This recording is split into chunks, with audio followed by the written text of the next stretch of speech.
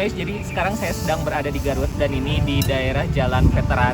Nah kebetulan ini masih pagi, jadi saya mau sarapannya pakai siomay dari M. Uken. Kalau saya pesennya siomay sama tahunya aja. Bismillahirrahmanirrahim.